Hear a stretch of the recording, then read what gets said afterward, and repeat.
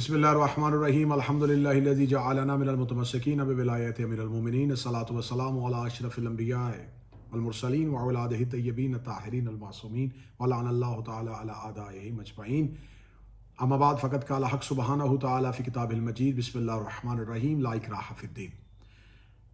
آپ دیکھ رہے ہیں ہمارا آفیشیل یوٹیوب اور فیس بک چینل۔ گزشتہ بھی ہم نے اپنے ویڈیو کلپ میں یہ بات آپ کے سامنے رکھی تھی کہ جو اس وقت پاکستان میں موجودہ قانونی ترمیمی بل منظور کیا گیا قومی اسمبلی سے اور اس کو سینٹ کی طرف بھیجا گیا، اس کے تمام وہ تحفظات، وہ تمام خدشات جو ہمیں تھے وہ آپ کے سامنے ظاہر کیے۔ پورے ملک پاکستان میں بلکہ پوری دنیا میں اہل حق میں ایک تشویش کی لہر دوڑی اور تمام لوگ جتنے بھی، چاہے ان کا کسی مکتب کسی گروہ کے ساتھ تعلق تھا، اس میں قطعاً یہ نہیں تھا کہ مسلک اہل تشیع، بلکہ تمام وہ افراد جو ان منصوبہ سازی کو سمجھتے تھے اور اس منصوبہ کو بنانے والوں کے عادات اور اطوار سے واقف تھے، انہوں نے اس پر سوالیہ نشان اٹھایا۔ لیکن بدقسمتی سے میں پچھلے 2 دن سے سوشل میڈیا پہ دیکھ رہا ہوں کہ جیسے ہی ہماری جانب سے، ہمارے اکابرین کی جانب سے، ملت کے قائدین کی جانب سے، عمائدین ملت کی جانب سے اس کو یکسر مسترد کیا گیا، تو فوراً ہی مخالف گروہ کے نواسب نے، ناصبی ملاؤں نے ایک سازش کے تحت ایک بیانیہ بنانے کی کوشش کی، اور وہ بیانیہ اہل سنت کی عوام کے ذہنوں میں ڈالنے کی کوشش کی کہ وہ دیکھیں شیعہ حضرات جو ہیں وہ اس بل سے گھبرا رہے ہیں، وہ اس بل کو اس لیے منظور نہیں ہونے دے رہے کہ یہ صحابہ کی توہین کرتے ہیں اور انہیں خطرہ ہے کہ اس بل کے آنے کے بعد جب یہ قانون بن جائے گا تو پھر ان کی زندگیاں خطرے میں ہیں۔ تو ہم آپ کو کہتے تھے کہ یہ صحابہ کو نہیں مانتے اور آپ کہتے تھے نہیں وہ مانتے ہیں، تو اب ان کو خطرہ کیا ہے، اب ان کو تکلیف کیا ہے، اب اس کو قانون کیوں نہیں بننے دے رہے۔ نیشنل میڈیا پہ، سوشل میڈیا پہ میں نے بہت سے مولویوں کی ایسی ہی تقریر سنی جو ایک بیانیہ تشکیل دینے کی کوشش کر رہے تھے۔ آج کی میں ویڈیو میں اپنے مکتب کا ایک طالب علم ہونے کی حیثیت سے یہ گزارش کروں گا کہ پہلا سوال یہ ہے کہ اگر آپ اس بل کو منظور کروانا چاہتے ہیں اور اس کو قانون بنانا چاہتے ہیں اور اس کی سزاؤں میں اضافہ چاہتے ہیں، ہم قطعاً کوئی اعتراض نہیں کریں گے۔ پوری ملت تشیع، پورے مکتب آل محمد جو ہے وہ اس کا خندہ پیشانی سے استقبال کرے گا، یوم تشکر منائے گا اس قانون کو بننے کے بعد۔ لیکن آپ کو اس سے پہلے ہم سے ایک ڈیبیٹ کرنی پڑے گی۔ آپ اہل سنت کی سادہ لوح عوام، جن کو آج تک آپ ممبر کے خطبوں پہ جو کچھ بیان کرتے رہے وہ انہیں حق سمجھتے رہے، کتاب تک ان کی رسائی نہیں ہونے دی، علوم تک انہیں پہنچنے نہیں دیا، اور ان کے مدارس سے لے کے آپ نے کالجز، یونیورسٹی میں اپنے تعلیمی نصاب میں ان کو وہی پڑھایا جو آپ زہر نسلوں کے دلوں میں گھولنا چاہتے تھے۔ اب ہم ایک ڈیبیٹ کرتے ہیں، اس ڈیبیٹ کا آغاز بھی ہم قومی اسمبلی سے کرتے ہیں۔ قومی اسمبلی میں وہ ڈیبیٹ ہوگی، لیکن قومی اسمبلی اس وقت سیاستدان اس سیٹوں پہ نہیں بیٹھے ہوں گے۔ سیاستدانوں کا مذہب سے کوئی تعلق نہیں ہے، وہ مذہب کو صرف اپنے الیکشن کے دنوں میں سیاست اور ووٹ کے لیے استعمال کرتے ہیں۔ سیاستدانوں کو قومی اسمبلی کی پچھلی نشستوں میں بٹھا کے اگلی نشستوں پہ آپ اپنے علماء کو لے کے آئیں اور ہم اپنے علماء کے ساتھ آتے ہیں۔ اسپیکر قومی اسمبلی کی سیٹ پہ چیف جسٹس آف پاکستان بیٹھ جائے اور 4 دوسری سیٹوں پہ میرے معزز سپریم کورٹ کے ججز صاحبان بیٹھ جائیں۔ سپریم کورٹ کے چیف جسٹس صاحب کے سامنے اسپیکر کی کرسی پہ ان کے ٹیبل کے اوپر صرف قرآن ہو، اور قرآن بھی وہی جو آپ کی مساجد میں پڑھا ہوا ہے، قرآن بھی وہی جو سعودی عرب سے چھپا ہوا ہے، ترجمہ آپ ہی کے علماء کا ہوگا۔ قرآن سامنے رکھ لیا جائے گا اور اس کے بعد ایک لمبی ڈیبیٹ کا آغاز کرتے ہیں اور ہم سوالات رکھتے ہیں۔ یہ سوالات سوشل میڈیا پہ میں سادہ لو اہل سنت، وہ عوام جو جن کو سمجھانے کی کوشش کی جا رہی ہے کہ شاید شیعہ جو ہیں وہ اس بل اور قانون سے اس لیے گھبرا رہے ہیں کہ وہ صحابہ کی توہین کرتے ہیں۔ میں سوال رکھنا چاہوں گا کہ آپ سب سے پہلے ہمیں یہ بتائیں کہ رسالت مآب صلی اللہ علیہ وآلہ وسلم کے فرامین کو ترک کرنے والے افراد کون تھے؟ آپ یہ بتائیں کہ واقعہ عقبہ میں رسالت مآب صلی اللہ علیہ وآلہ وسلم کی اونٹنی کو پہاڑی سے نیچے پھینکنے والے افراد جو تھے جنہوں نے یہ پروگرام بنایا تھا وہ کون تھے؟ وہ 12 منافقین جن کے نام رسول اللہ نے حذیفہ یمانی کو بتائے تھے، وہ 12 لوگ کون تھے؟ وہ کون سا فرد تھا جو ساری زندگی حذیفہ یمانی سے پوچھتا رہا کہ ان ناموں میں کہیں میرا نام تو نہیں ہے؟ پھر آپ ہمیں یہ بتائیں کہ رسالت مآب صلی اللہ علیہ وآلہ وسلم کے سامنے اونچی آواز میں گفتگو کرنے والا کون تھا؟ کس کے لیے قرآن کی آیت آئی کہ خبردار میرے نبی کے سامنے اونچی آواز میں بات مت کیا کرو؟ وہ کون سے لوگ تھے جو ازواج مطہرات کی عزت نہیں کرتے تھے اور خدا کو قرآن میں نص دینی پڑی؟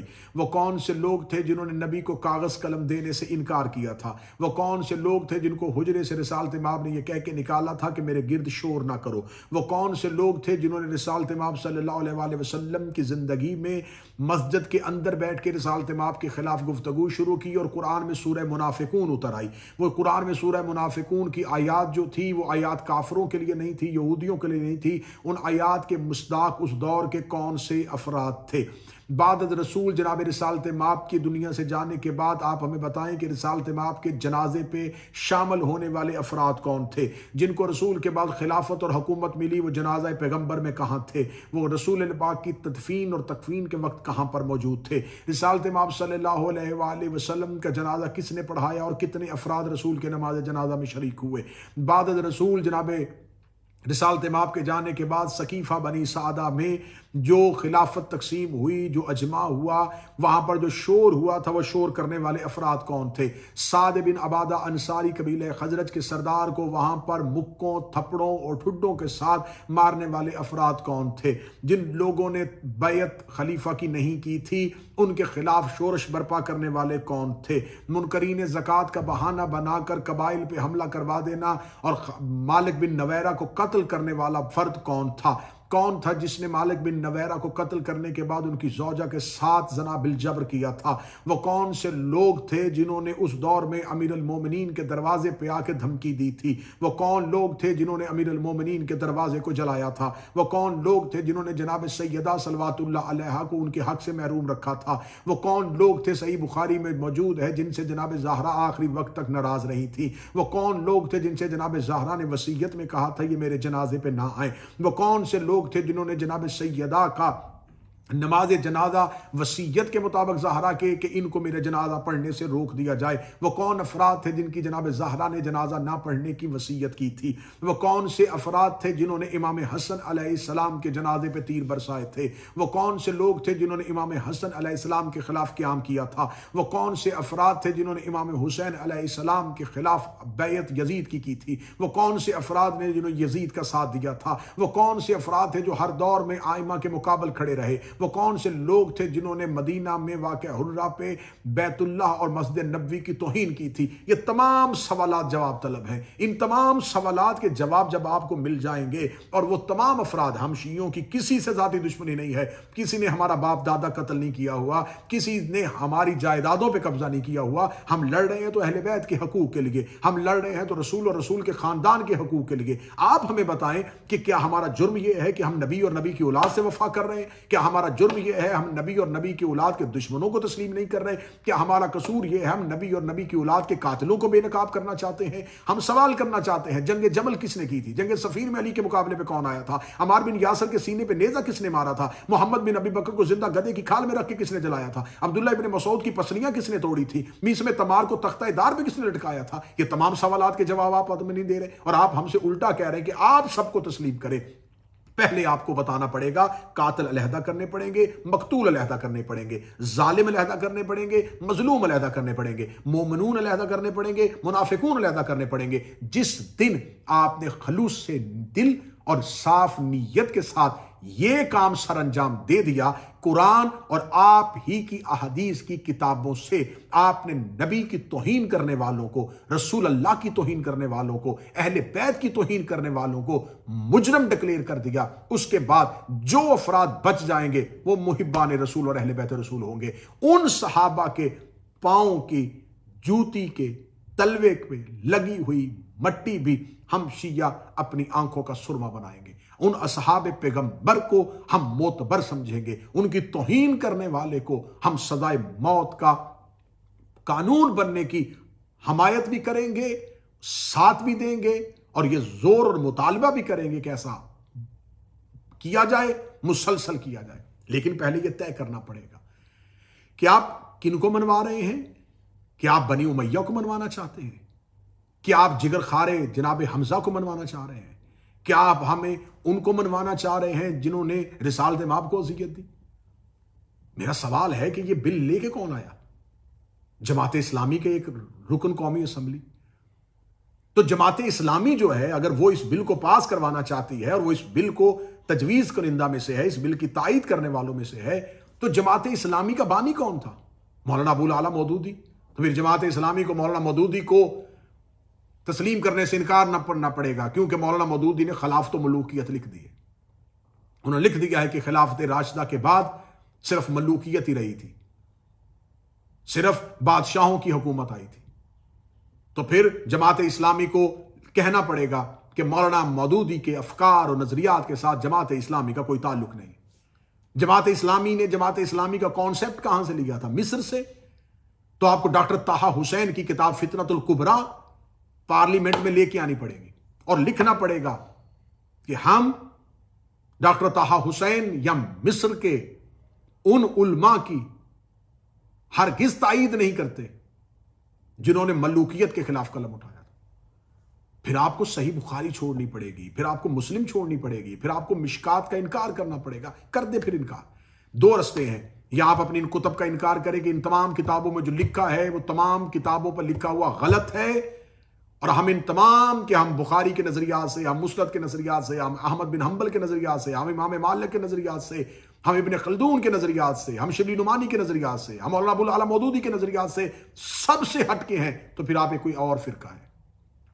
اگر آپ یہ کہیں بخاری بھی ہمارا، مسلم بھی ہمارا، احمد بن حنبل بھی ہمارا، امام مالک بھی ہمارا، شبلی نعمانی بھی ہمارا، مولانا ابو العلا مودودی بھی ہمارا، اور قانون بھی ہمارا، ایسا نہیں ہوگا۔ پھر آپ کو یا تو انہیں چھوڑنا پڑے گا، یا جو سوالات میں نے رکھے ہیں ان سوالات کا جواب آپ کو پارلیمنٹ ہاؤس میں دینا پڑے گا۔ پھر جو لوگ بچ جائیں گے، پھر جو افراد بچیں گے، تو ہم کون ہیں جو یہ کہہ سکتے ہیں کہ صحابہ کرام کی توہین ہونی چاہیے، صحابہ کرام کی عزت ہونی چاہیے، لیکن دشمن آل محمد کی عزت نہیں ہونی چاہیے، عدو اہل بیت کی عزت نہیں ہونی چاہیے، جناب سیدہ کے دشمنوں کی عزت نہیں ہونی چاہیے۔ ہمارا تو صرف اتنا ہی مطالبہ۔ اگر یہ ہمارا مطالبہ غلط ہے تو میرے اہل سنت عوام جو سن رہے ہیں وہ بتائیں، کیا نبی اور نبی کے اہل بیت کے ساتھ وفا کرنے والوں کو چھوڑ کے اہل بیت اور رسول کے ساتھ دشمنی کرنے والوں کو تسلیم کرنا اسلام ہے؟ تو پھر آپ کون سا اسلام مان رہے ہیں؟ آپ کس کا کلمہ پڑھ رہے ہیں؟